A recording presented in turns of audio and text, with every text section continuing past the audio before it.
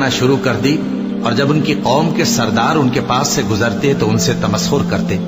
وہ کہتے کہ اگر تم ہم سے تمسخر کرتے ہو تو جس طرح تم ہم سے تمسخر کرتے ہو اسی طرح ایک وقت ہم بھی تم سے تمسخر کریں گے، اور تم کو جلد معلوم ہو جائے گا کہ کس پر عذاب آتا ہے جو اسے رسوا کرے گا، اور کس پر ہمیشہ کا عذاب نازل ہوتا ہے۔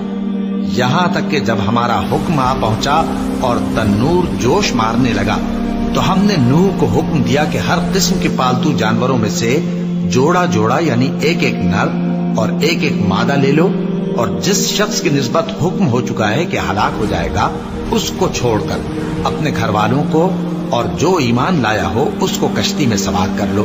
اور ان کے ساتھ ایمان بہت ہی کم لوگ لائے تھے۔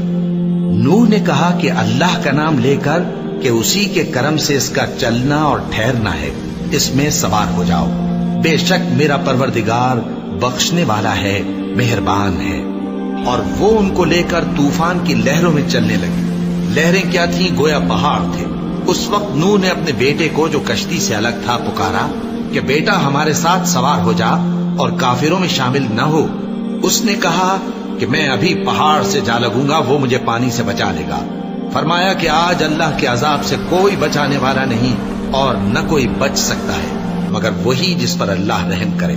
اتنے میں دونوں کے درمیان لہر حائل ہو گئی اور وہ ڈوب کر رہ گیا، اور حکم دیا گیا کہ اے زمین اپنا پانی نگل جا اور اے آسمان تھم جا، اور پانی خشک ہو گیا اور کام تمام کر دیا گیا۔ اور کشتی کوہ جودی پر جا ٹھہری اور کہہ دیا گیا کہ بے انصاف لوگوں پر